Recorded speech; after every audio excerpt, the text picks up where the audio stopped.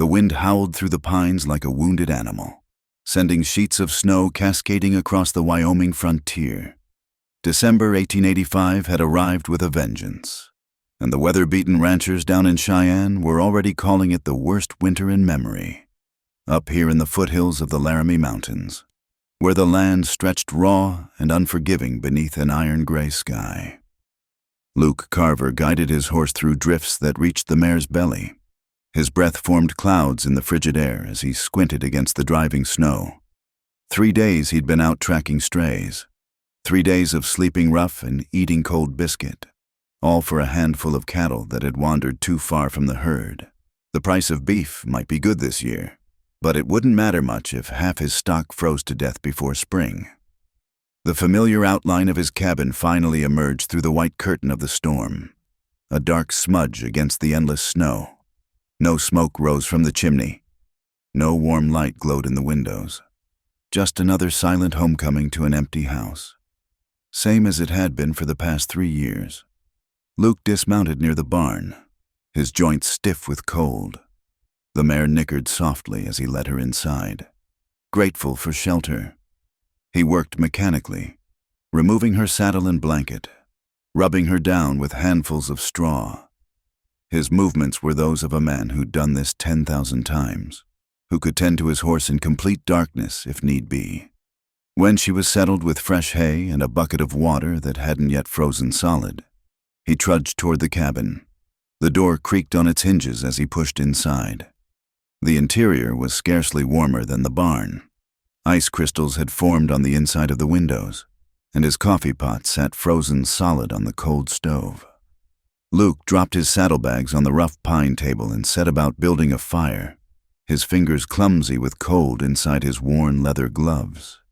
As the kindling caught and began to spread warmth into the room, he sank into the chair beside the hearth. The cabin wasn't much to look at.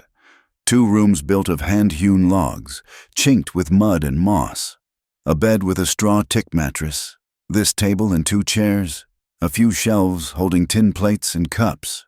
But it was his, built with his own hands on land he'd claimed fair and square, and that had to count for something. The firelight danced across a small daguerreotype propped on the mantel. His parents stared back at him from the faded image, their faces stern and dignified in that way folks always looked when sitting for a photographer. They'd been gone 4 years now, taken by the cholera outbreak that swept through Nebraska in '81. Luke had been 23 then, suddenly alone in the world except for his younger sister Mary, who died just 2 days after their mother. He pulled off his gloves and held his hands toward the flames. The scars on his knuckles had gone white with cold, old reminders of fist fights and hard labor. Working hands. His father would have called them honest hands. But what good were honest hands when there was no one to hold? A sudden gust rattled the windows, and Luke added another log to the fire. Down in town, families would be gathered around their own hearths now. Children would be pestering their mothers for supper while fathers stamped snow from their boots. There'd be laughter and conversation, the comfortable chaos of people living their lives together. He'd ridden through Willow Creek just yesterday to pick up supplies.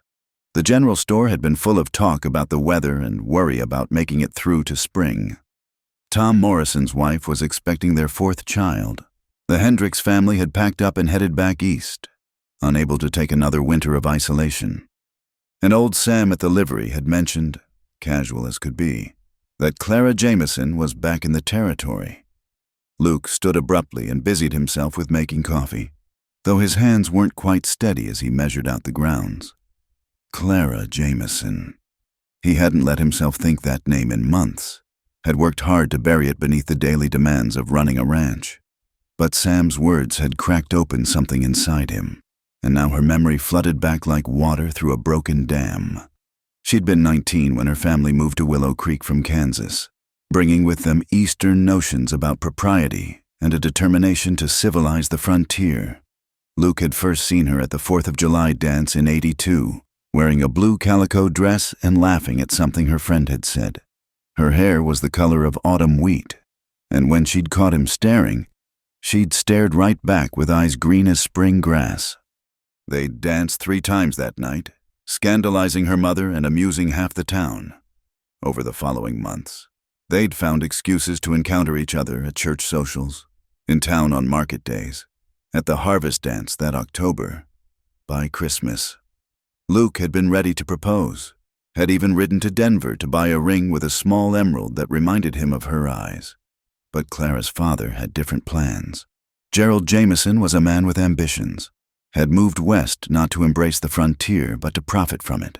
His daughter would marry well, he declared, would wed a man with prospects and position, not some orphaned rancher with 40 head of cattle and a 2-room cabin. The coffee pot began to bubble, pulling Luke from his reverie. He poured a cup, the liquid black as tar and nearly as thick. Clara had refused him in the end, standing on her parents' porch with tears streaming down her face. "I can't," she'd said. "Please don't ask me to choose between you and my family. I can't." 3 months later, she was gone. Headed to Denver, the gossips said, to live with an aunt and learn to be a proper lady. Luke had thrown himself into his work, expanding his herd, improving his land, trying to build something that might have impressed Gerald Jameson. But it was too late for that. Now she was back. After 3 years, Clara Jameson had returned to Willow Creek. Sam hadn't said why, and Luke hadn't asked. What difference did it make? Whatever had brought her back, it had nothing to do with him. The coffee was bitter, but it was hot, and that was what mattered. Outside, the storm showed no signs of slacking. If anything, the wind had picked up, driving snow against the windows with a sound like scattered sand. This would be a 3-day blow at least, maybe longer. He'd need to check the cattle again come morning, make sure they were sheltered in the lee of the ridgeline where the worst of the wind couldn't reach them. Luke refilled his cup and opened his saddlebags to unpack the supplies from town. Salt pork, flour, coffee, cartridges for his Winchester. A small bag of penny candy he'd bought on impulse and now felt foolish for having. Who was he going to share penny candy with? The horses? The loneliness settled over him like a heavy blanket, familiar but no less burdensome for its familiarity. This was his life now, work and solitude, broken only by trips to town and the occasional visit from neighboring ranchers. He was 27 years old, and this was all he had to show for it. A small ranch, a solid reputation, and empty rooms that echoed with absence. The fire crackled and sparked, casting dancing shadows on the walls. In the corner, snow had begun to seep through a gap in the chinking. He'd need to repair that come spring, along with a dozen other tasks that waited for warmer weather. Always something to be done, always work to keep a man busy. His father had taught him that. Keep your hands occupied and your mind won't have time to dwell on troubles. But on nights like this, when the storm raged outside and the fire barely held back the cold, the troubles found him anyway. The weight of summers and winters stretching endlessly ahead, each one the same as the last. The knowledge that someday they'd find him here, frozen in his chair or collapsed in the barn, and there'd be no one to mourn him, except perhaps the horses. Luke shook his head sharply, angry at his own melancholy. This was no way for a man to think. He had his health, his land, his freedom. That was more than many could say. If the price of that freedom was solitude, then so be it. He'd made his choice the day he'd decided to stay and fight for this place rather than drift on to easier territories. But as he banked the fire and prepared for bed, pulling extra blankets from the chest, he couldn't shake Sam's words from his mind. Clara Jameson was back, somewhere out there in the storm-wrapped darkness. No more than 15 miles away, she was facing this same bitter night, and try as he might to convince himself otherwise. That knowledge changed everything. The wheels of Clara Jameson's wagon crunched through the frozen snow as she guided her team along the narrow trail. 3 years away from Wyoming had done nothing to dim her memory of these paths, carved into the landscape by countless travelers before her.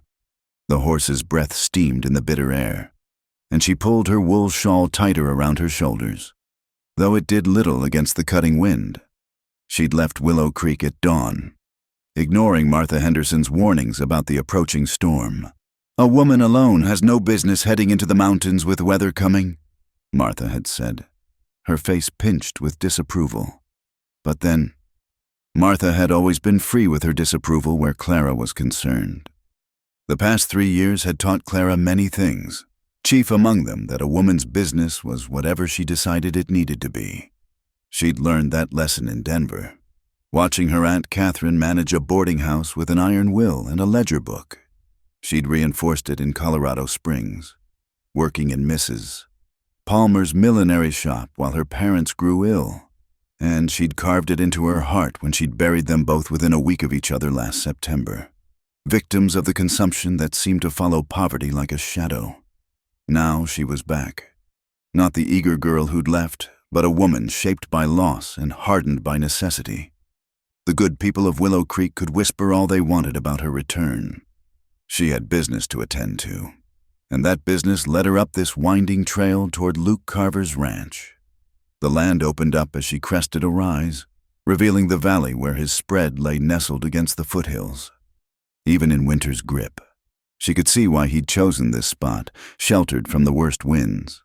With good water and grazing, a practical choice, like everything Luke did. She'd spent 3 years trying to forget the way he'd looked at her that last night, standing in her parents' parlor with his hat in his hands and his heart in his eyes. 3 years trying to convince herself she'd made the right choice, the only choice, but lying awake in her narrow bed in Denver, listening to the city sound so different from the frontier's silence. She'd known the truth. She'd been a coward, choosing the easy path of obedience over the uncertain trail of love. The first fat snowflakes began to fall as she guided the wagon down toward the ranch buildings. The barn stood solid and well-maintained, its doors shut tight against the weather.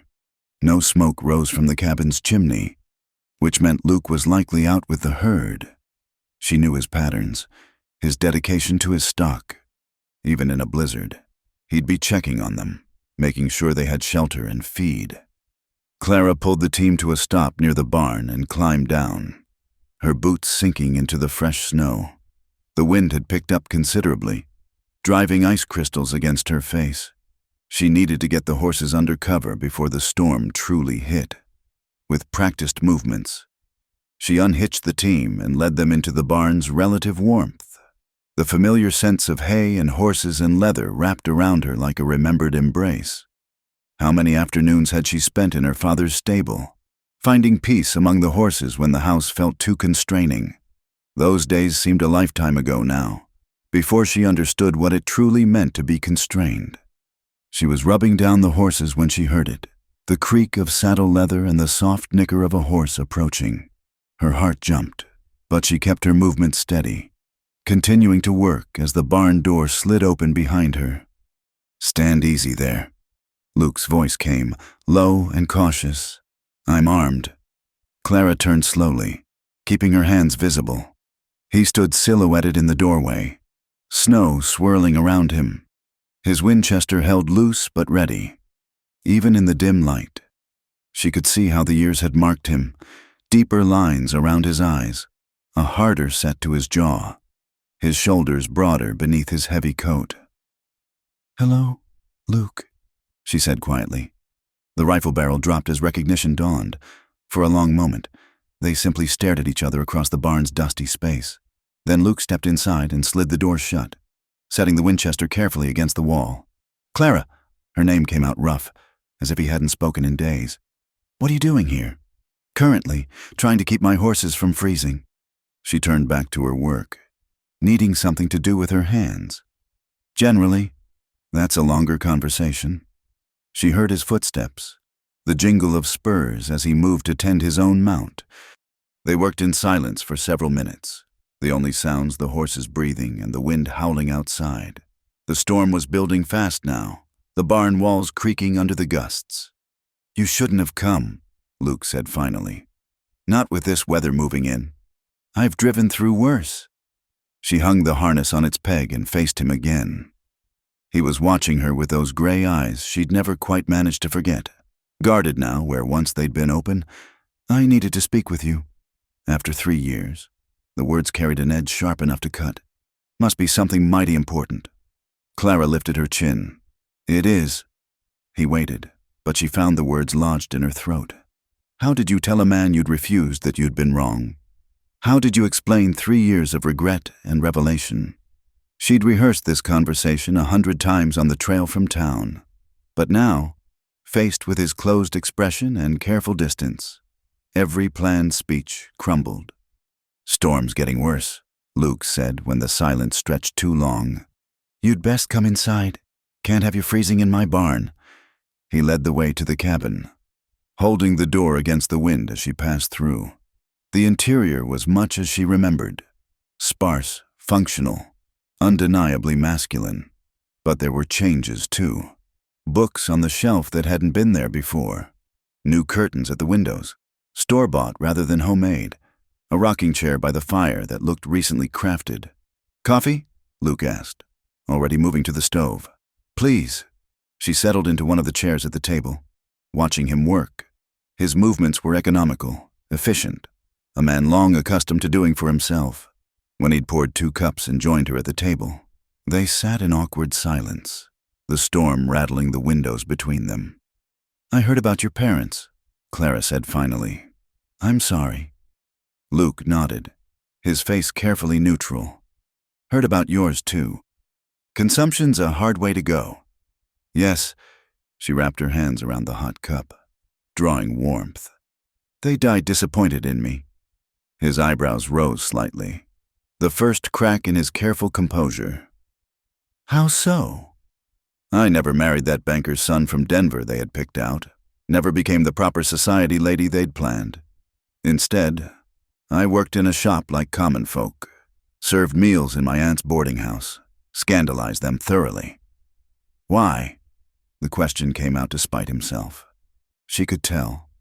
Clara met his eyes directly. "Because I discovered I preferred earning my own way to being someone's ornament. Because I learned that respectability is a cage just as surely as poverty. Because I finally understood what I'd given up for the sake of their approval." The wind shrieked around the corners of the cabin, and Luke rose to add wood to the fire. When he turned back, his expression had softened slightly, though wariness still lingered in the set of his shoulders. "That still doesn't explain why you're here," he said. Clara stood, needing to move, to put some distance between them before she spoke the words that had driven her through the storm. She walked to the window, looking out at the white void beyond the glass. "I came back to Willow Creek because I had nowhere else to go," she said quietly. "No family left, no money after the funeral expenses, no references that would get me respectable work. Martha Henderson lets me help with her sewing in exchange for meals. The widow Thompson gives me a corner of her barn to sleep in. The proper ladies of town cross the street to avoid me. And the men—" She shrugged. "The men see a woman alone and make assumptions." She heard his chair scrape as he stood, felt him move closer, though he didn't touch her. "I spent 3 years in the city learning to be independent," she continued, "only to discover that independence is a luxury a woman without means can't afford. So here I am, back where I started, except now I'm that tragic Jameson girl who couldn't even catch a husband in Denver." "Clara," she turned to face him, cutting off whatever comfort he might have offered. "I'm not here for your pity. Luke, I'm here because you're the only person in 100 miles who might look at me and see something other than scandal or opportunity." The firelight played across his features as he studied her. She saw him taking in the changes, the calluses on her hands, the simpler cut of her dress, the straightness of her spine that spoke of hard-won pride. "What do you want from me?" he asked finally. Clara took a breath, steadying herself. Through the window, she could see the storm had become a solid wall of white, cutting them off from the rest of the world. Soon the roads would be impassable. She'd have no choice but to stay, which was what she'd counted on when she'd set out this morning. Sometimes fate needed a push. "I want a chance," she said simply. "A chance to prove I'm not the foolish girl who chose safety over substance. A chance to show you that I've learned the value of what I threw away." She paused, then added with a bitter smile. "Or, if nothing else, a warm place to weather this storm, because that barn corner gets mighty cold when the wind blows through." Luke turned away, running a hand through his dark hair. She could see the struggle in him, The part that remembered their past, warring with the part that had spent 3 years building walls against that very memory. "You can't just come back," he said roughly. "You can't just walk in here after 3 years and expect—" "I don't expect anything," Clara interrupted. "I'm not that naive anymore, but I'm here, and I'm asking. That's all I can do." The storm chose that moment to unleash its full fury, the wind hitting the cabin with enough force to make the timbers groan. They both looked toward the sound, and when Luke turned back, his expression had shifted to something more practical. "Well, you're not going anywhere in this," he said. "That's certain." "No," Clara agreed. "I'm not." They stood there, two people who had once been everything to each other, now strangers shaped by separate griefs and divergent paths. Outside, the blizzard raged, sealing them into this small space with only their history and the uncertain future between them. And Clara, who had learned patience in the hardest of schools, waited to see which would prove stronger, Luke's wounds or his remembrance of what they'd once shared.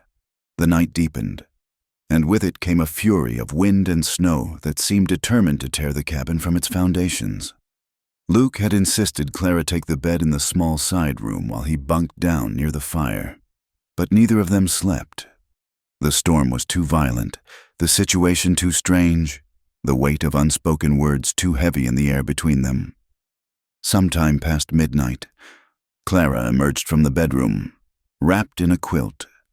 Luke sat in the rocking chair, staring into the flames, a cup of whiskey untouched in his hands. He looked up as she approached, his face unreadable in the flickering light. "Can't sleep either?" he asked. "The wind sounds like it's trying to claw its way inside." She settled into the chair across from him, drawing the quilt tighter. "I'd forgotten how fierce these mountain storms could be. This one's particular bad. Might be trapped here for days." They listened to the howling wind, both aware of the implications, days together, with nothing but memories and regrets for company. Clara watched Luke's profile in the firelight, noting the new lines etched by loneliness and labor. "Do you ever regret staying?" she asked suddenly. "You could have sold after your parents died. Gone somewhere easier." Luke took a slow sip of whiskey before answering. "Where would I go? This is all I know. All I ever wanted to know." He paused. "Besides, leaving felt like giving up, like letting them win." "Them?" "The Tom Bakers of the world." His voice carried an edge of old bitterness. "The ones who think money and influence mean they can push out anyone who won't bow to them." Clara knew about Tom Baker, the territorial cattle baron who'd been slowly consuming smaller ranches throughout the valley. Her father had considered him a man of vision. She'd since learned to recognize him as something else entirely, a predator with a pleasant smile and legal documents instead of guns. The fire popped, sending sparks up the chimney. Outside, something crashed against the cabin wall, likely a branch torn from one of the nearby pines. Luke rose to check the windows, making sure the shutters held firm. "You've done well here," Clara observed, looking around the neat, if sparse, interior. "Better than well. You've built something lasting. For all the good it does." The words came out harsher than he'd likely intended. He stood with his back to her, one hand braced against the window frame. "What's the point of building something with no one to share it with? No one to pass it on to?" Clara stood, letting the quilt fall away. She crossed the room to stand beside him, close enough to feel the tension radiating from his shoulders but not touching. Through the gap in the shutters, she could see nothing but swirling white. "Luke," she said softly, "I need to say something, and I need you to listen. Really listen." He turned to face her, and in the dim light, she could see the war in his eyes, hope battling with self-protection, desire fighting with remembered pain. "I'm listening," he said. Clara took a breath, gathering courage she'd spent 3 years building. "When I left, I thought I was choosing between you and my family, but I was wrong. I was choosing between being myself and being what they wanted me to be. And I chose wrong." "Clara, no, please, let me finish." She held up a hand. In Denver, I met women who owned their own businesses. Women who'd been married and widowed and refused to marry again because they'd tasted independence. Women who'd chosen their own paths despite what society said. And I realized that by giving in to my parents' demands, I hadn't preserved anything. I'd just traded one cage for another. Luke's jaw worked, but he remained silent.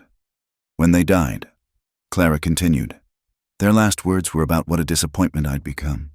How I'd failed to secure a proper marriage. Failed to elevate the family name. And you know what I felt? Relief. Relief that I was finally free of trying to be someone I'm not. The wind shrieked around the cabin, and the fire guttered in the draft. Luke moved to tend it, buying time, she knew, to process her words. When he'd built the flames back up, he returned to stand before her. What do you want from me, Clara? His voice was rough with suppressed emotion. Truth now. No pretty words or dancing around it. She met his gaze directly, abandoning the last of her pride. I want a partner, not a savior, not a protector, though God knows I could use both. I want someone who'll work beside me, not above me, someone who sees me as more than a burden or a prize or a disappointment. And you think that's me? I think you're the only man I've ever known who looked at me and saw Clara, not just Gerald Jameson's daughter or a pretty face to show off at church socials. She swallowed hard. I think we could build something together that neither of us could manage alone. Luke turned away, pacing to the other side of the room. You don't know what you're asking. 3 years. Clara, 3 years of learning to live without hope. 3 years of... He stopped, running a hand through his hair in frustration. Of what? She pressed gently. Of waking up every morning and rebuilding the walls around my heart. Of telling myself I was better off alone. Of pretending I didn't still see you every time I looked at that damn chair you're sitting in. The confession hung between them, raw and painful. Clara felt tears prick her eyes, but refused to let them fall. This wasn't the time for tears. I'm not asking you to forget those 3 years, she said. I'm not even asking you to forgive me. I'm asking if we might start from here, from who we are now. Not the boy who proposed and the girl who refused, but the man who stayed and fought and the woman who learned the cost of being a coward. Luke stood with his back to her, shoulders rigid. The silence stretched, broken only by the storm's fury and the fire's crackling. Then, so quietly she almost missed it over the wind, he spoke. You want a wife or another winter alone? Clara's breath caught. What? He turned to face her, and she saw her own words reflected back the question that had been building in her since she'd loaded that wagon this morning, since she'd chosen to risk everything on this last gamble. That's what you really came here to ask, isn't it? His gray eyes were intense, searching. Whether I want to face another winter alone or take a chance on something that already broke me once. Clara lifted her chin, abandoning the last pretense. Yes, that's what I'm asking. Luke crossed the room in 3 strides, stopping just short of touching her, this close. She could see the battle raging behind his eyes, could almost hear the arguments his practical mind was making against his lonely heart. I'm not the same man you knew, he warned. These years haven't been kind. I'm not the same woman either. Maybe that's for the best. The town will talk. They'll say you're desperate, that you're settling for whatever you can get. Let them talk. I've learned the value of a warm house and an honest man. If that makes me desperate, so be it. I've got nothing to offer but hard work and uncertain prospects. Baker's been pushing at my boundaries, trying to force me out. Could lose everything come spring. Then we'll lose it together. I've already lost everything once. At least this time I'd be losing it for something worthwhile. Luke reached out, his calloused fingers barely brushing her cheek. You sure about this? Once you decide, there's no going back. I couldn't survive you leaving again. Clara caught his hand, pressing it against her face. I'm sure. The question is, are you... The storm chose that moment to unleash its absolute fury. The windows rattled in their frames, and somewhere outside, wood splintered with a crack like a rifle shot. But inside the small cabin, in the circle of firelight. Time seemed to pause. "God help me," Luke whispered. "But I never stopped hoping you'd come back, even when I hated myself for it, even when I knew better. I kept hoping." "I'm here now," Clara said simply. "If you'll have me." Instead of answering with words, Luke pulled her against him, his arms closing around her with desperate strength. Clara buried her face in his shoulder, breathing in the familiar scent of leather and wood smoke and something essentially Luke that 3 years hadn't erased from her memory.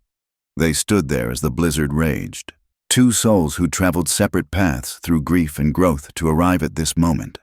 Outside, the Wyoming winter did its best to remind them of its killing power, but inside, the fire burned warm and steady, holding back the dark. When they finally drew apart, Luke's expression had changed. The wariness remained. That would take time to fade, but beneath it was something Clara recognized from before, a spark of the man who'd once looked at her like she hung the stars. "This won't be easy," he said. "I'm set in my ways now, used to my own company, and the ranch. It's a hard life, especially for a woman. I've spent 3 years learning that there's no easy life for a woman alone." Clara replied, "At least here, the challenges would be honest ones. Weather and cattle and seasons I understand. It's civilization that's proved too complicated for me." Luke actually smiled at that, just a slight upturn of his lips, but it transformed his face.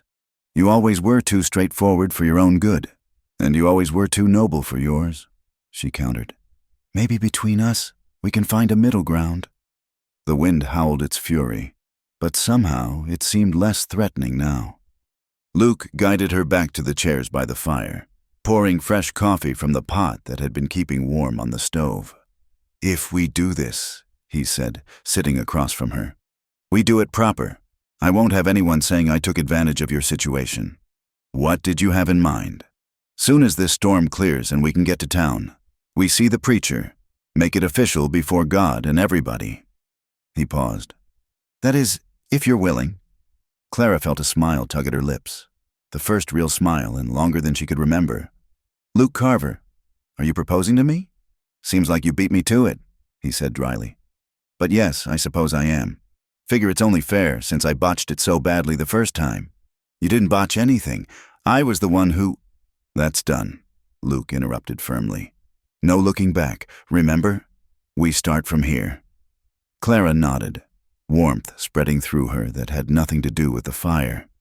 "Then yes, as soon as the storm clears." They sat in companionable silence for a while, listening to the wind's assault on the cabin. There would be time later for all the conversations that needed having, about the ranch's struggles, about her life in Denver, about their hopes and fears for a shared future. For now, it was enough to be warm and safe and no longer alone. "I should probably tell you," Luke said eventually. "I've gotten even worse at cooking than I used to be. Pretty much live on beans and biscuits these days." Clara laughed, surprising them both with a sound. "I should probably tell you I learned to cook in a boarding house that served 20 people 3 meals a day. I can make anything taste good, given basic supplies." "Well then," Luke said, and his smile was wider now. "Seems like we might make a go of this after all." The storm continued through the night, but its fury no longer seemed quite so threatening. In the small cabin, two people who'd once been everything to each other began the careful work of learning each other again, building something new on the foundation of what had been. And when dawn finally came, gray and still storm-wrapped but holding the promise of eventual calm, they faced it together. The storm had passed, leaving behind a world transformed by white. As Clara prepared breakfast from Luke's meager supplies, managing to create something resembling flapjacks from flour, water, and precious bit of salt pork, they began the careful process of sharing their separate griefs. "Tell me about Denver," Luke said, watching her work with an expression that mixed wonder and wariness, as if she might vanish like morning mist. Clara flipped a flapjack, considering her words. "It was nothing like Father promised. Grand, yes, but cold in ways that had nothing to do with weather. Aunt Catherine ran a respectable boarding house near the Capitol building. 20 rooms, mostly clerks and railroad men. And you worked there? Had to father's promises of an allowance disappeared quick enough when I refused to entertain the banker's son. She set a plate before him. Turned out I was good at managing things, keeping books, organizing supplies, handling difficult tenants. Catherine said I had a head for business, which scandalized Mother something fierce when she found out. Luke took a bite, his eyebrows rising. This is good, really good. Told you I learned a thing or two. Clara joined him at the table with her own plate. What about you? The ranch looks different. Bigger. A shadow crossed his face. Bought the Hendrickson place when they gave up 2 years back. Good land, but it stretched me thin. That's when Baker started circling. Tom Baker's still trying to build his empire. More than trying. He owns half the valley now. Makes offers that sound generous until you realize he's the reason you need to sell in the first place. Luke's jaw tightened. Cut off my water rights last summer. Had to dig a new well. Cost me nearly everything I had saved. Clara felt anger flare in her chest. How can he cut off water? That stream's been there since don't matter much when you've got judges in your pocket. He's smart about it. I'll give him that. Nothing outright illegal, just pressure applied in all the right places. Luke pushed his empty plate away. Lost 6 head to wolves this winter because I couldn't afford to hire help for night watches. Man alone can only do so much. They cleared the dishes together, working in comfortable rhythm. Through the window, Clara could see the sun trying to break through the remaining clouds, setting the snow to sparkling. My parents, Luke said suddenly, as if the words had been building pressure. They didn't go easy. Clara's hands stilled in the wash basin. You don't have to. No, I want you to know. Need you to know. He dried a plate with careful precision. The cholera hit fast. First Pa, then Ma 2 days later, then Mary. I tried to nurse them, but I didn't know what I was doing. Doc Henderson was overwhelmed. Half the county was sick. By the time he got to us. Luke.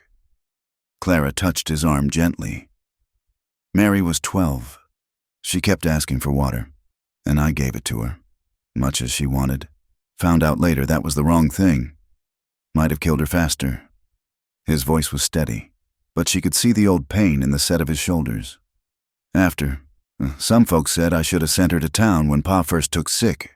Might have saved her. You did what you thought best. Did I? Or was I too proud to ask for help? Too determined to handle everything myself? He set the plate down carefully. I've had 4 years to wonder about that. Clara understood then something she'd missed before. The way Luke held himself apart wasn't just about her leaving. It was about bearing the weight of decisions that couldn't be undone, about the terrible arithmetic of survival in a hard land. My mother, she said quietly, spent her last days telling me how I'd failed her, how if I'd just married properly, they could have had good care, a better house, proper medicine. Maybe she was right. Maybe if I'd bent my neck and taken that banker's son. Don't. Luke's voice was firm. That way lies madness. I've been down that road. They finished the dishes in silence, but it was a different quality of silence than before, the kind that comes when shared pain creates understanding. Later, as Luke showed her around the expanded ranch, Clara began to see the full scope of what he'd built and what he stood to lose. The new pastures stretched to the foothill, good grazing land when the snow melted. The barn held not just horses, but a small herd of cattle, their breath steaming in the cold air. 28 head, Luke said with quiet pride. Started with 6. Would have had 40, but he shrugged. And she knew he meant the losses to weather and predators and the simple, brutal mathematics of frontier life. It's impressive, Clara said, meaning it. You've done this all alone. Hire help when I can afford it. Had a hand last summer, young kid named Jimmy, good worker, but Baker hired him away with double wages. Luke's smile was bitter. Can't compete with those kinds of resources. They walked through the snow to check the water source. The new well Luke had dug, lined with stone and covered against contamination. The old stream bed was visible as a depression in the snow, dry now behind Baker's Dam upstream. He wants this land bad, Luke explained. It's the only thing standing between his northern and southern ranges. With this piece, he'd control the whole valley approach. What's stopping him from just taking it? Law still means something, even out here.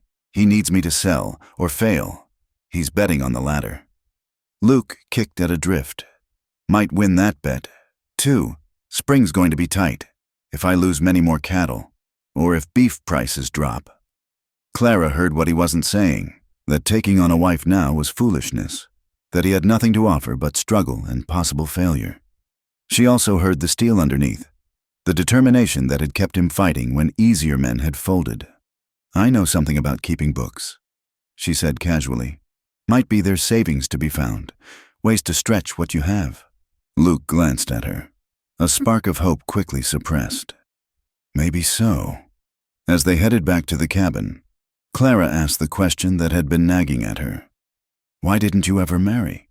Plenty of girls in town would have jumped at the chance. Sarah Morrison always made eyes at you. Sarah married Fred Cooper 2 years back, Luke said. Has 2 babies now? He was quiet for a moment. Truth is, I couldn't see the point. Marriage out here is about survival, about having someone to share the work and weather the storms. But I'd already learned to do that alone. Seemed unfair to ask someone to share a life I'd built around an absence. My absence. Yes, he didn't soften it, and she was grateful for that. What about you? 3 years in the city, must have had opportunities. Clara laughed, but there was little humor in it. Oh, I had offers. Men who saw a shop girl or serving woman as easy pickings. Men who figured a woman without protection was available for the taking. I learned to keep a hatpin sharp and my wits sharper. Luke's expression darkened. Anyone hurt you? Nothing I couldn't handle. Aunt Catherine taught me that a knee to the right spot discourages most unwanted attention. She smiled at his startled look. City living requires different survival skills than frontier life. They reached the cabin as the sun peeked through the clouds, setting the icicles on the eaves to glittering. Inside, the fire had died to embers, and they worked together to build it back up. I should tell you about the social situation, Luke said as they settled by the rebuilt fire. In town, it's not going to be easy. I gathered that from the reception I've already received. It'll be worse once word gets out about us. The respectable ladies already think you're too forward. The men think— He stopped, jaw clenching. The men think I'm available. Clara finished calmly. I know. Bill Hartley made that quite clear when he cornered me behind the general store last week. Luke's head snapped up. He what? Nothing came of it. Mrs. Morrison happened by, and Bill suddenly remembered urgent business elsewhere. Clara met his eyes steadily. But yes, I know what the town thinks of me. A fallen woman, neither widow nor wife, trying to trap some poor fool into taking her on. They don't know you. No, but they know what they see. A woman who left to better herself and came crawling back. That's a particular kind of failure they enjoy punishing. Luke reached over and took her hand, his calloused fingers gentle. We'll face them together. Together, Clara agreed, and felt something ease in her chest that had been tight for 3 long years. As the afternoon wore on, they talked of practical things, when they could get to town, what supplies they'd need, how to arrange matters with the preacher. But underneath the planning ran a deeper current of understanding. They were no longer the young couple who'd danced at church socials and stolen kisses in the summer twilight. They were survivors now, scarred by loss and hardened by necessity, choosing each other not from romance, but from a clear-eyed recognition of what they could build together.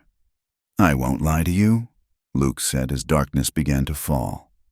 Part of me is terrified, not of you, but of hoping again, of building something that could be taken away. Clara squeezed his hand. I'm terrified too, but I'm more terrified of the alternative, of playing it safe and ending up with nothing but regrets. No more regrets, Luke agreed quietly. Whatever comes, we face it straight on. Outside, the wind picked up again, though nothing like the previous night's fury, just the regular evening breeze off the mountains. carrying with it the promise of more snow and the challenges that would come with spring. But inside the cabin, warmed by fire and tentative hope, two people continued the delicate work of weaving their lives together, one careful thread at a time.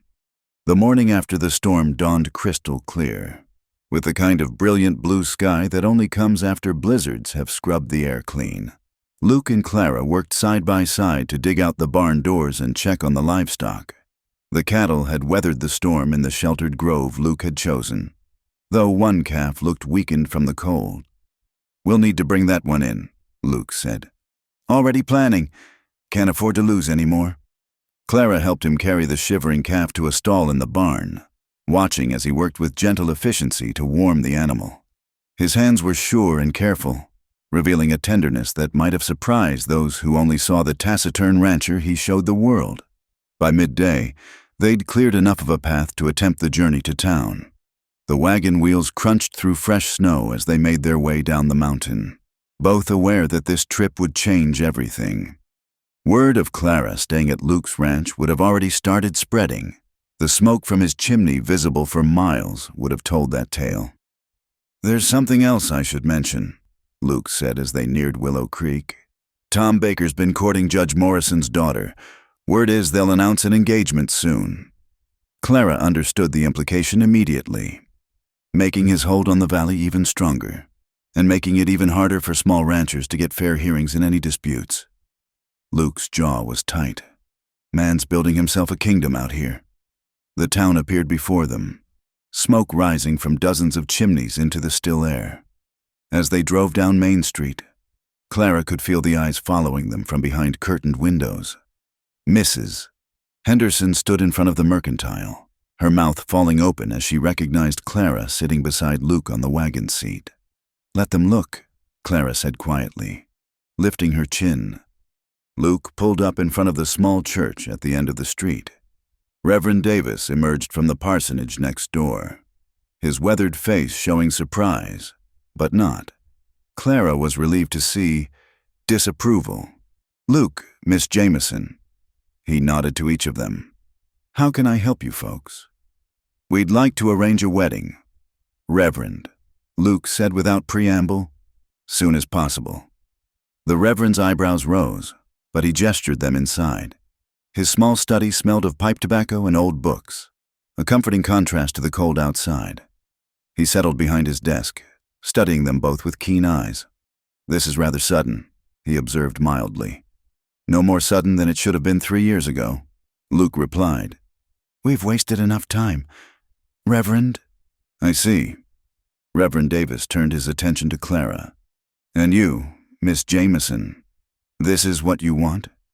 "More than anything," Clara said firmly. The Reverend leaned back in his chair. "I'll be honest with you both.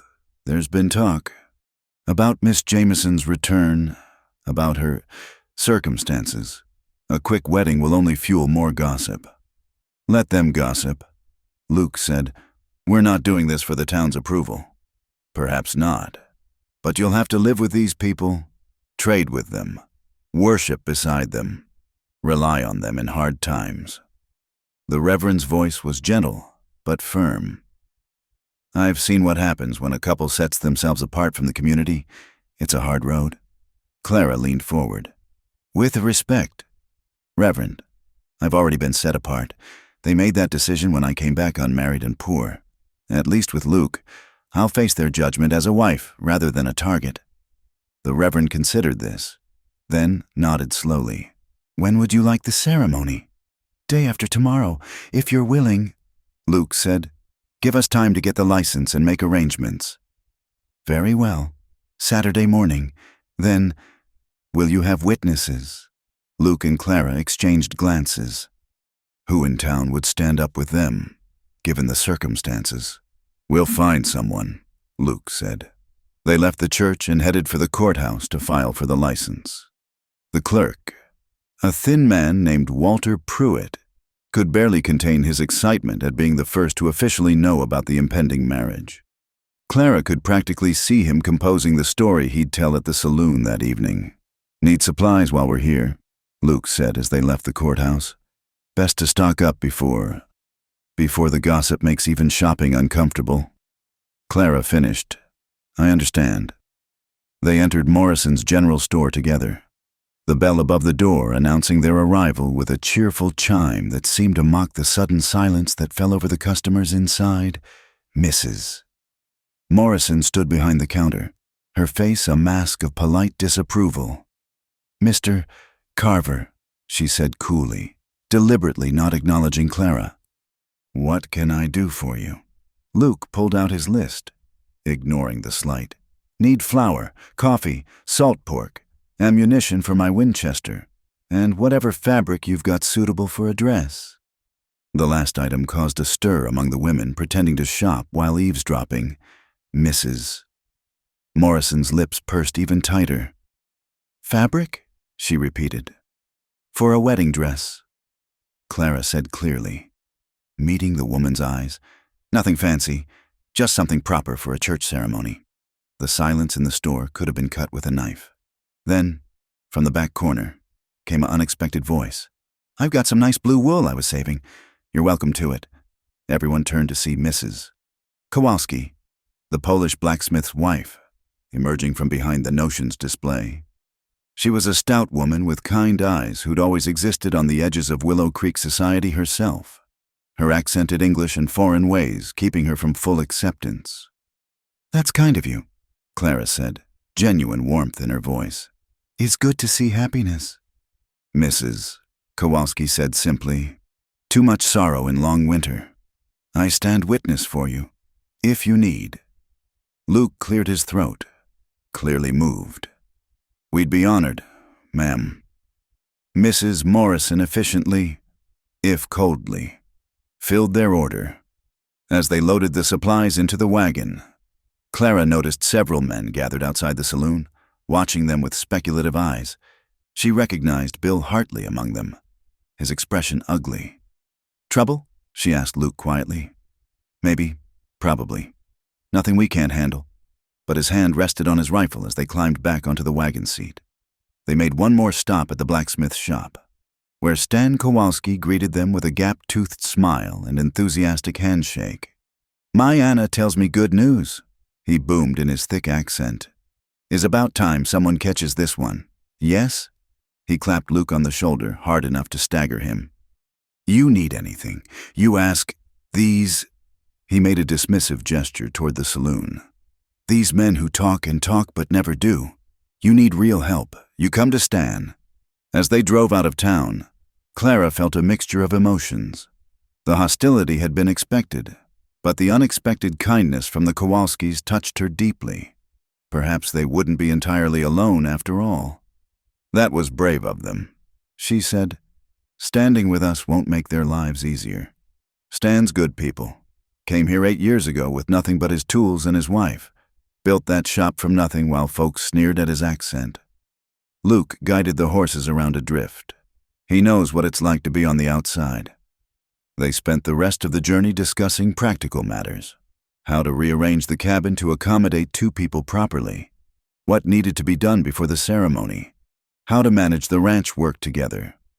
But underneath the planning, Clara sensed Luke's growing tension as they climbed back into the mountains.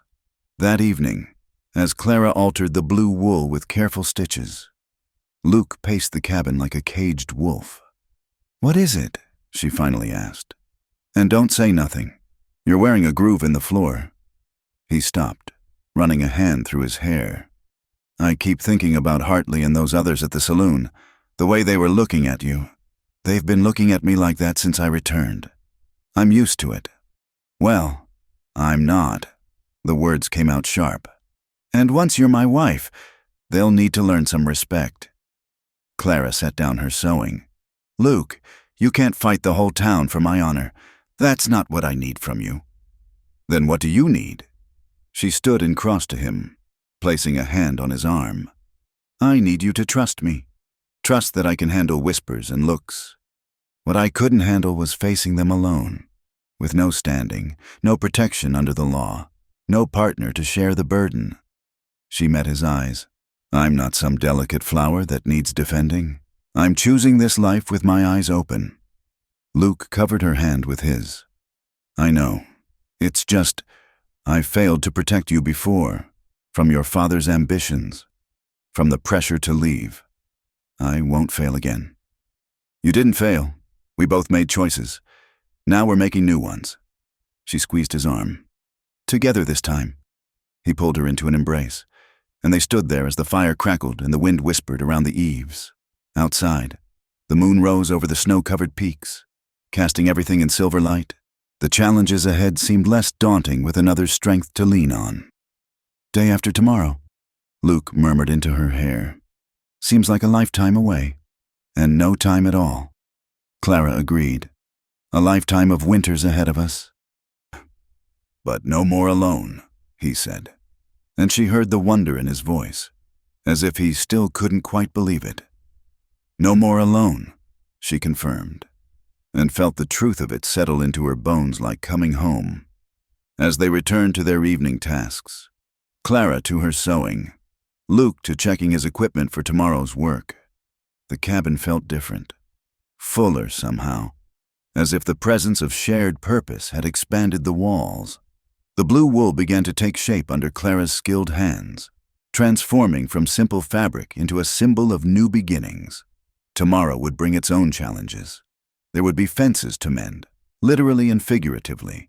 There would be cattle to tend and neighbors to face, and Tom Baker's shadow looming over the valley. But tonight, in the warmth of the cabin, they would soon share as husband and wife. Those troubles seemed manageable. They had survived their separate winters. Together, they could weather whatever storms might come. The night before their wedding, Luke was awakened by the restless lowing of cattle. He lay still for a moment, listening, then quietly rose and pulled on his boots. Through the window, moonlight illuminated the pasture, and what he saw made his blood run cold. Shadows moved among his herd, too many to be wolves. He grabbed his Winchester and slipped out the door, careful not to wake Clara. The cold hit him like a physical blow, but he barely noticed, his attention fixed on the figures cutting out his best breeding stock, cattle rustlers, bold as brass, working by moonlight. Luke counted 5 men, maybe 6, too many to take head-on. He crept closer, using the barn for cover, trying to get a clear shot at the one who seemed to be giving orders. The crack of his rifle split the night air, and the man went down, clutching his shoulder. "Scatter!" someone shouted, and suddenly the night erupted in gunfire. Luke dove behind the water trough as bullets whined overhead. He worked the lever of his Winchester, returning fire, but they had him pinned. He could hear them trying to move the cattle, cursing as the animals balked at being driven in the darkness. Then another rifle spoke from the direction of the cabin.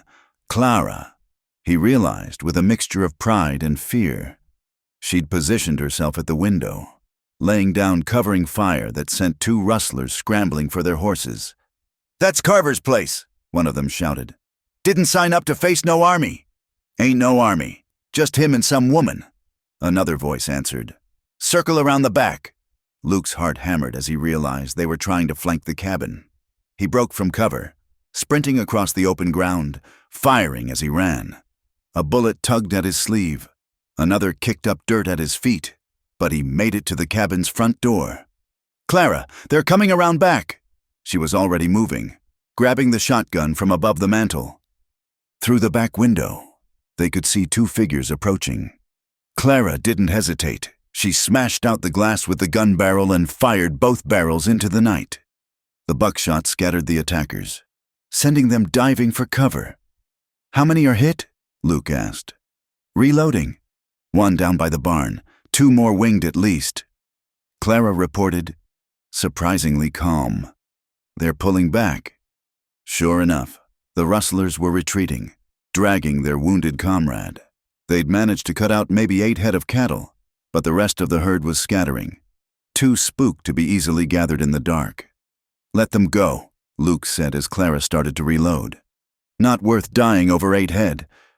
They watched from the windows as the rustlers disappeared into the night, driving their stolen cattle before them.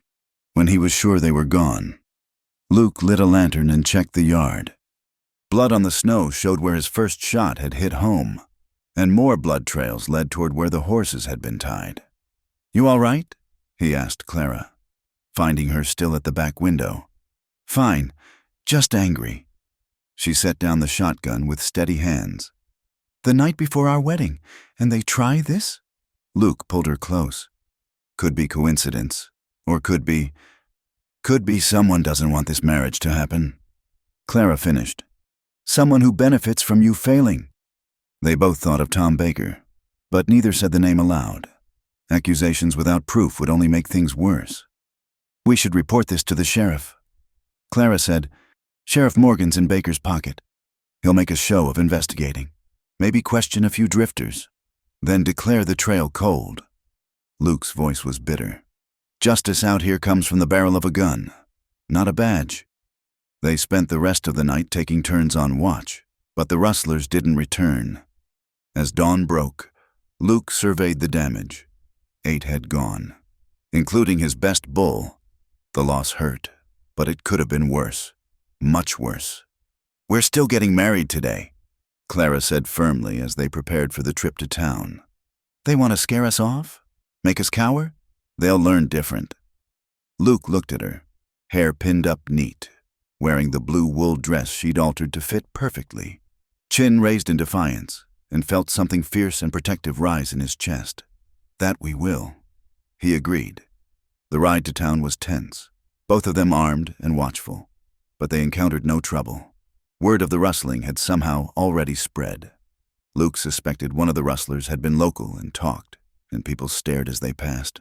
Some with sympathy, more with the kind of speculation that said they wondered if Luke had brought this on himself by crossing the wrong people. At the church, Reverend Davis waited with the Kowalskis. Stan had put on his best suit, and Anna wore a dress decorated with colorful embroidery from the old country. Their presence was a comfort in the face of the notably absent townspeople. "Heard you had trouble," the Reverend said quietly.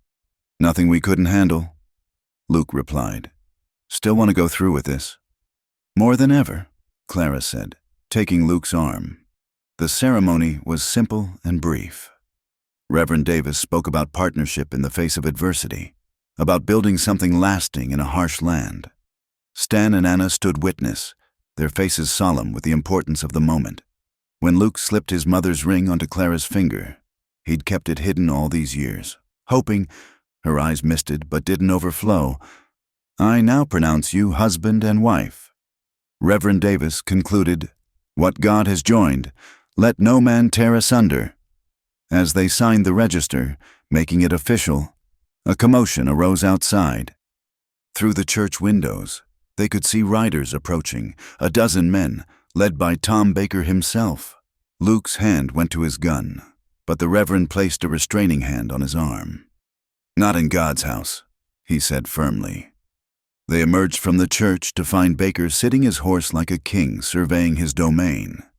He was a handsome man in his 40s, silver at his temples, wearing clothes too fine for a working rancher. His pale eyes fixed on Luke with calculated coldness. "Carver," he said, touching his hat brim. "Heard you had some trouble last night. Terrible thing, cattle rustling. Man can lose everything if he's not careful. Found I didn't lose as much as they hoped," Luke replied evenly. "Still got more than enough to make a go of it." Baker's smile didn't reach his eyes. "For now." His gaze shifted to Clara. "Mrs. Carver, is it now? Your father and I did business together. He was a man who understood the value of cooperation." "My father is dead, Mr. Baker," Clara said coolly, "and I am not him." "Indeed." Baker gathered his reins. "Well, I wish you both happiness in your union. May it bring you everything you deserve." The threat in his words was politely veiled but unmistakable. His men followed as he rode away, several of them sporting bandages that suggested they'd had a rough night. Luke noted faces, filing them away for future reference. "Brazen as a summer day," Stan muttered. "In my country, such men meet with accidents. This isn't your country," Anna chided gently. "Here, we must be smarter." They returned to the ranch by a different route, Luke taking no chances. The cabin looked peaceful in the afternoon sun. No sign of the previous night's violence except the churned snow and the depleted herd visible in the distance. "Welcome home, Mrs. Carver," Luke said as he helped her down from the wagon. "Home," Clara repeated, tasting the word. "Yes, I suppose it is now." They spent the afternoon cleaning up from the attack, replacing the broken window, collecting spent shells, tending to the scattered cattle, working together. They managed to gather most of the spooked animals back into the nearer pasture where they could be watched. As evening fell, they shared a simple wedding supper of venison stew and fresh bread Clara had baked that morning. No fancy wedding feast, no guests to toast their happiness, but Luke couldn't imagine wanting anything more than this quiet meal with his wife. "I have something for you," Clara said, producing a small wrapped package. "It's not much, but..." Luke unwrapped it to find a new leather sheath for his knife, beautifully tooled with a pattern of mountains and stars. "When did you make this?" "I've been working on it in the evenings. Thought you should have something new to mark a new beginning." He ran his fingers over the careful workmanship. "It's perfect, though I'm afraid my gift isn't ready yet." At her questioning look, he explained, "I've been building something in the barn, a proper wardrobe for your things. Figured you shouldn't have to live out of a trunk." Clara's eyes softened. "Oh, Luke, it'll be ready in a few days. Would have been done sooner, but..." He gestured toward the window, indicating the night's troubles. "We have time," Clara said, reaching across the table to take his hand. "All the time in the world now." They sat by the fire as darkness fell, aware that this was not the wedding night either had imagined in younger days. No flowers, no dancing, no community celebration. Instead, they had gunfire and threats and the promise of harder times ahead. But as Clara leaned against Luke's shoulder, watching the flames dance, she felt a contentment deeper than any fairy tale wedding could have provided. "No regrets?" Luke asked quietly. "None," Clara answered without hesitation. "You? Only that it took us so long to get here." Outside, a wolf howled in the distance, answered by another. The sound that might have been lonely now seemed almost companionable. Predators calling to their pack, confirming they weren't alone in the darkness. "They'll come at us again," Clara said. "Baker won't give up easy." "Let them come," Luke replied, pressing a kiss to her hair. "We've faced rustlers and storms, and 3 years apart. Whatever Baker throws at us, we'll weather it." "Together," Clara agreed, and in that word lay all the promise and determination of their new union. The night was cold and full of dangers, but the cabin was warm, the fire was bright, and neither of them would face another winter alone. The first green shoots of spring pushed through melting snow, bringing with them both hope and hardship. Luke and Clara had survived the winter, working as a team to keep the cattle fed and the ranch running despite Baker's continued harassment. They'd lost no more stock to rustlers, though fence lines were mysteriously cut twice, and they'd found poisoned bait near the water trough that could have killed half the herd if Clara hadn't spotted it first. Now, as March winds swept across the valley, they prepared for the trial that would either establish their right to defend their property or embolden Baker's campaign against them. 3 of the rustlers had been caught by a posse from the next county, men whose greed had overcome their caution and led them to try their luck on the wrong side of the territorial line. "You sure you want to testify?" Luke asked as Clara pinned up her hair before the mirror he'd mounted on the wall, one of many small improvements he'd made to make the cabin more comfortable for 2. "They tried to steal our livelihood," Clara said firmly. "Of course I'm testifying." The ride to town revealed how much had changed in the months since their wedding. Where once people had stared with curiosity and disapproval, now many offered nods of acknowledgement. The Carvers had proven themselves tough enough to survive both winter and Baker's pressure, earning a grudging respect. The courthouse was packed for the trial. Judge Morrison presided, his future son-in-law Tom Baker sitting in the front row like he owned the place, which, Luke reflected grimly, he practically did. Sheriff Morgan lounged against the wall, his star glinting in the light from the tall windows. The prosecutor, a young man named Phillips, fresh from law school back east, seemed nervous as he called his first witness. Luke took the stand and told his story simply, awakened by his cattle, saw men stealing his stock, exchanged gunfire when they wouldn't surrender. "And how many men would you say were involved?" Phillips asked. 6, maybe 7. Hard to tell in the darkness." "Yet you're certain these 3 defendants were among them?" Luke looked at the accused men rough types with the hardened faces of career criminals. "That one." He pointed to a scarred man with cold eyes. "He was giving orders. I'd recognize his voice anywhere." The defense attorney, imported from Denver at considerable expense, rose for cross-examination. "Mr. Carver, isn't it true you've had disputes with several prominent ranchers in this area? If by disputes you mean Tom Baker trying to force me off my land, then yes." A murmur ran through the courtroom. Judge Morrison frowned. "The witness will confine himself to answering the questions asked. Isn't it possible," the attorney continued smoothly, "that in the darkness and confusion, you simply assumed these men were the culprits, that your existing conflicts prejudiced your identification?" "I know what I saw," Luke said steadily, "and what I heard." Clara was called next. She walked to the witness stand with her head high, ignoring the whispers from some of the town's proper ladies. After being sworn in, she recounted her part in the events. "You fired on these men?" the defense attorney asked, his tone suggesting shock that a woman would do such a thing. "I fired on men who were stealing our property and shooting at my husband," Clara corrected. "Any wife would do the same. Any wife with experience using firearms, perhaps. Where did you acquire such unfeminine skills?" Clara's eyes flashed. "My father taught me to shoot when I was 12. Said a woman on the frontier should know how to defend herself. Seems he was right." The prosecutor called several more witnesses, neighbors who'd heard the gunfire, the posse members who'd captured the defendants with 8 head of Luke's cattle still in their possession. The evidence seemed clear, but Luke could see Baker's influence at work in Judge Morrison's skeptical expression. During a recess, Luke and Clara stood outside, taking in fresh air after the stuffiness of the packed courtroom. Stan Kowalski approached, his broad face troubled. "Is not looking good," he said quietly. "Judge, he makes faces like he tastes something sour when prosecutor speaks." "We knew it would be an uphill fight." Clara said, "Duh, but is wrong. These men, they are caught with stolen cattle. Should be simple." Stan's massive hands clenched. "In old country, we have ways of dealing with such corruption." "This isn't the old country," Luke reminded him gently.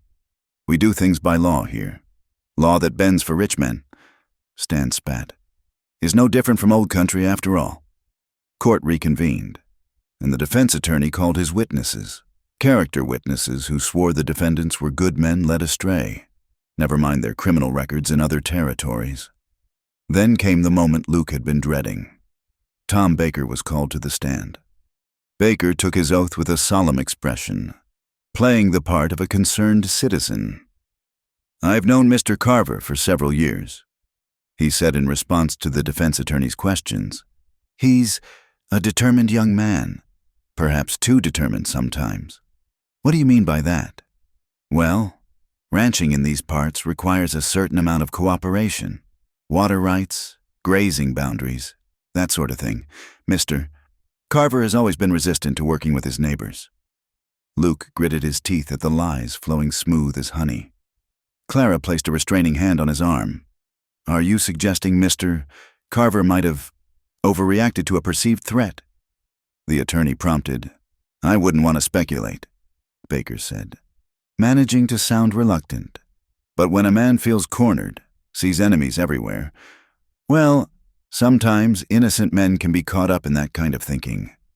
The prosecutor tried to object, but Judge Morrison overruled him. The damage was done. Baker had painted Luke as paranoid and trigger-happy without directly accusing him of anything. When closing arguments concluded, the jury retired to deliberate. Luke and Clara waited in the courthouse corridor, joined by the Kowalskis and, surprisingly, several other small ranchers who'd come to show support. "Whatever happens," said Jim Thornton, whose spread bordered Luke's to the south, "we know the truth. Baker's been squeezing all of us. You just had the guts to fight back." The jury returned after 2 hours. Luke's heart sank at their grim expressions.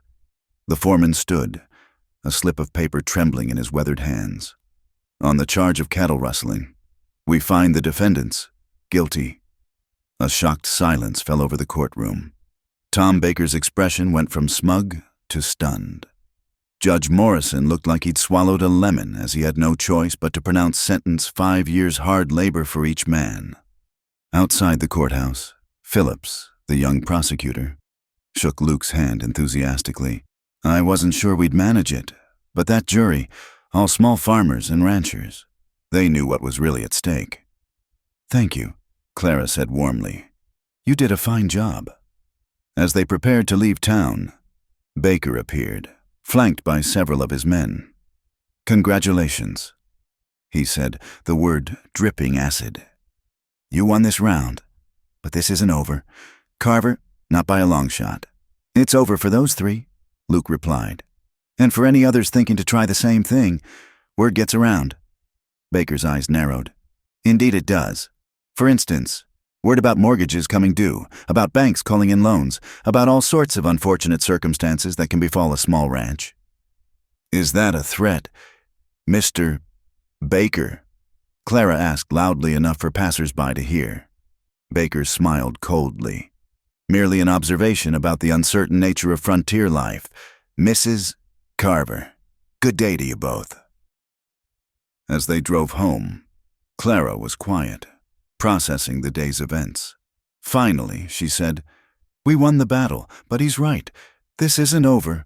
"No," Luke agreed. "But we sent a message today. We're not easy marks. And did you see the other ranchers? We're not alone in this fight anymore." The cabin came into view as the sun began to set, painting the sky in shades of rose and gold. The cattle grazed peacefully in the meadow, unaware of the human dramas playing out around them. As Luke helped Clara down from the wagon, she noticed something different about the place. "The fence," she said. "It's been repaired." Fresh posts stood where the fence had been cut last month. As they investigated, they found a note tucked under a rock. "Neighbors help neighbors. J.T." "Jim Thornton," Luke said, a note of wonder in his voice. "He must have come while we were at trial." Over the following days, they discovered other signs of support. A side of beef left hanging in the barn from the Hendersons, fresh bread and preserves from Mrs. Kowalski. Even some of the town ladies who'd snubbed Clara began offering tentative smiles when they passed on the street. "We're building something," Clara said one evening as they sat watching the sunset from the porch Luke had added to the cabin. "Not just a ranch, but a community of people willing to stand together." "Baker won't like that," Luke observed. "No, he won't, which makes it all the more important." As spring progressed toward summer, they worked harder than ever. Clara's skill with numbers proved invaluable, finding ways to stretch every dollar and plan for the lean times. Luke expanded the garden, and Clara planted herbs and vegetables, determined to be as self-sufficient as possible. The wardrobe Luke had built stood proudly in their bedroom now, filled with Clara's few possessions and the new clothes they'd managed to afford. It was a symbol of permanence, of a life being built to last. One evening, as Clara was preparing supper, she felt a flutter in her belly that had nothing to do with hunger. She paused, hand pressed to her stomach, counting backwards in her mind. When Luke came in from tending the stock, he found her sitting at the table with a dazed expression. "What is it?" he asked, immediately concerned. "Are you ill?" "No," Clara said slowly. "Not ill. Luke, I think we're going to have a baby." The look on his face, joy mixed with terror, mixed with fierce protectiveness, made her laugh even as tears sprang to her eyes. "A baby," he repeated, sinking into the chair across from her. "Here, now, with everything so uncertain? Babies don't wait for certainty." Clara said, "They come when they come, and we make do." Luke reached across the table to take her hands. A child. Our child. The wonder in his voice made Clara's heart swell. Born free on our own land, she said. No matter what Baker or anyone else tries, we'll have built something that matters. A family, a future. As night fell over the ranch, they made plans in the lamplight. Practical plans about adding onto the cabin, about putting aside money for the doctor, about all the 100 things a baby would need. But beneath the planning ran a current of joy and determination. They had survived winter, survived Baker's attempts to drive them out, survived the trial. Now they had new life to protect and nurture. The fight wasn't over, might never be truly over as long as men like Baker sought to control the valley. But Luke and Clara Carver had proven they were made of sterner stuff than their enemies had believed, and with a child on the way, their determination to hold on to their land, their freedom, and their future together only grew stronger. The morning of their wedding dawned bright and warm. A perfect June day with wildflowers blooming across the meadows. Luke stood before the small mirror, adjusting his string tie for the 3rd time, hands surprisingly steady for a man who'd faced down rustlers without flinching. "You clean up nice," Clara said from the doorway, her voice warm with affection. At 6 months along, she glowed with health, the hard work and fresh air agreeing with her despite her condition.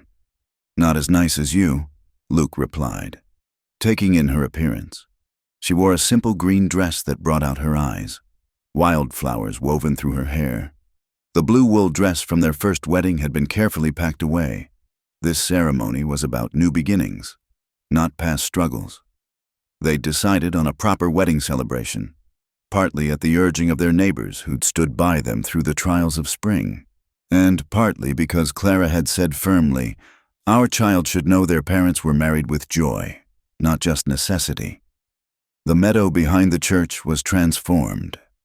Tables made from sawhorses and planks groaned under the weight of food. Everyone had contributed something. The Kowalskis had roasted a whole pig in the old country style. Mrs. Henderson, her initial disapproval long since melted into grudging respect, had baked 3 kinds of pie. Even some of Baker's smaller rancher neighbors had come, drawn by the promise of community and tired of standing alone. Reverend Davis performed the ceremony again, this time with humor in his eyes. "Dearly beloved, we are gathered here, again, to celebrate what God has already joined together, and what no amount of cattle rustling or intimidation has been able to tear asunder." A ripple of laughter went through the crowd. Tom Baker was notably absent, though his shadow still loomed over the valley. But today, in the warm sunshine with friends gathered around, his threat seemed distant. "I understand the couple has prepared their own vows," the Reverend continued. Luke took Clara's hands, his voice strong and clear. "Clara, you asked me once if I wanted another winter alone. I choose you. Through every season, through whatever storms may come, I promise to build with you not just a ranch, but a life worth living, a home worth defending, and a future for our children to inherit." Clara's eyes shimmered, but her voice was steady. "Luke, you gave me shelter when I had none, but more than that, you gave me partnership.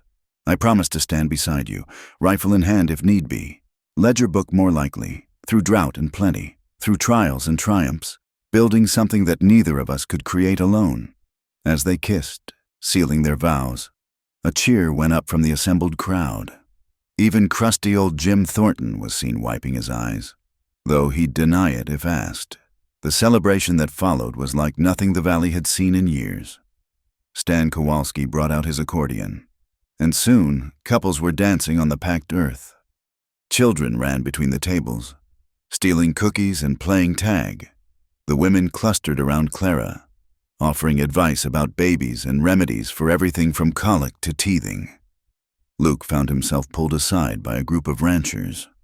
"We've been talking," Jim Thornton said, his weathered face serious despite the festive atmosphere, "about forming an association, small ranchers banding together, pooling resources for drives, standing together against certain pressures." "Baker won't like that," Luke observed. "Baker's gotten too big for his britches," another rancher said. Time we reminded him this valley belongs to all of us, not just whoever has the deepest pockets. As the sun began to set, painting the sky in brilliant oranges and pinks, Luke and Clara stood together, watching their friends and neighbors enjoy themselves. Children were already drooping against their mothers' shoulders, worn out from the day's excitement. Men discussed plans for cooperative fence mending and water rights negotiations. Women exchanged recipes and promises to help when Clara's time came. "Look what we've built," Clara said softly, her hand resting on her rounded belly. "Not just a marriage, but a community."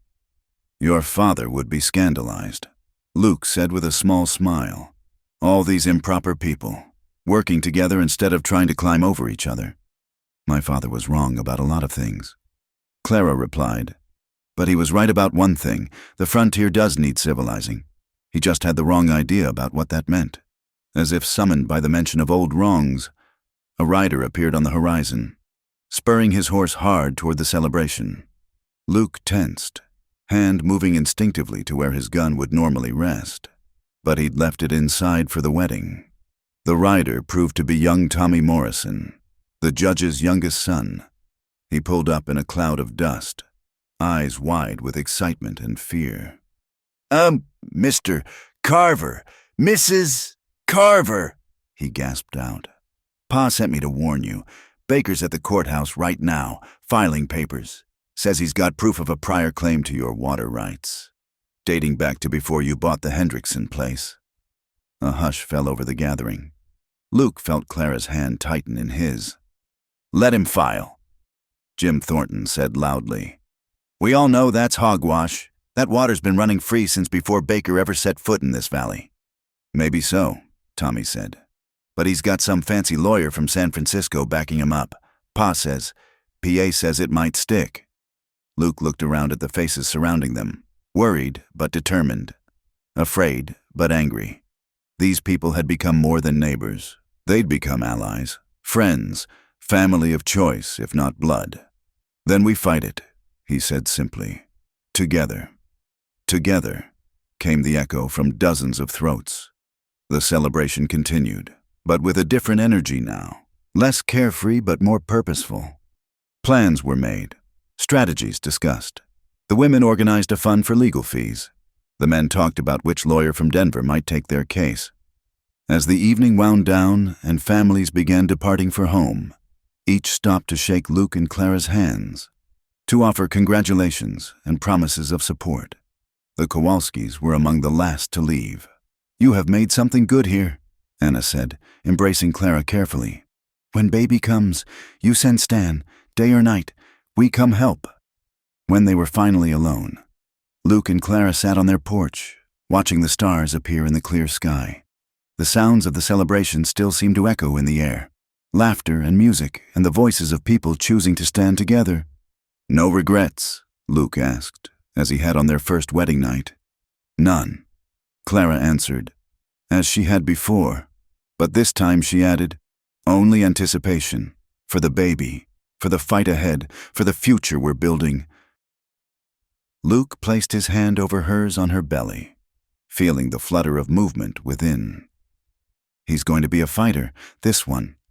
"She," Clara corrected with a smile. "And yes, she'll have to be, but she'll also know what it means to be part of something bigger than herself. To have people who'll ride through the night to warn of danger, who'll mend your fences while you're away, who'll stand with you against anyone who tries to take what's yours." The next morning brought new challenges, as they knew it would. Baker's legal maneuvering would require careful countermoves. The ranch still needed constant work. Clara's pregnancy would advance, bringing its own concerns. But as they faced the sunrise of their new life together, truly together now in the eyes of their community, Luke and Clara Carver knew they could weather whatever came. The fire in their hearth burned steady and warm. No longer a defense against loneliness, but a beacon of hope. Their table was marked with the stains of shared meals with neighbors. Their walls echoed with plans and laughter and the promise of children's voices to come. They had answered the question posed on that long-ago winter night. They had chosen each other over solitude, partnership over isolation, community over mere survival, and in the vast wilderness of the Wyoming Territory, where the mountains stood eternal and the seasons turned with implacable certainty. That choice made all the difference. They would face other winters. Certainly, Tom Baker and men like him would always exist, trying to grab more than their share, trying to squeeze out those they saw as lesser. But Luke and Clara would face those challenges together, backed by friends who'd proven themselves in the hardest of times. As Clara stood to go inside, she paused, looking back at the meadow where they'd celebrated. "You know what I think?" she said. "I think this is what winning looks like. Not defeating our enemies, but building something they can never tear down." Luke rose and put his arm around her, drawing her close. "Then we've already won," he said. "The rest is just details." Inside their cabin, no, their home, the fire crackled warmly, holding back the dark, and throughout the valley, in a dozen other cabins, similar fires burned, tended by people who'd chosen community over division, courage over fear, and hope over resignation.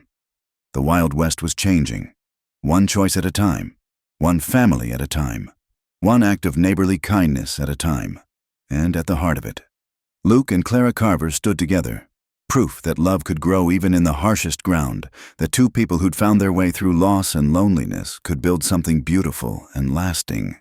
They'd ask the question, another winter alone, or take a chance on love. They'd found their answer, and in finding it had discovered so much more. The future stretched before them, bright with promise despite the shadows that still lurked. But they would meet it as they'd learned to meet everything, together, with courage, and with the knowledge that some things, once built with love and determination, could never truly be destroyed. Thank you all for listening to this Wild West love story. I'd love to know where you're tuning in from. Drop a comment below and let's connect. If you enjoyed Clara and Luke's journey, please subscribe to Wild West Campfire for more tales of courage, love, and survival on the American frontier. What did you think of their story? Share your thoughts in the comments. I read every one.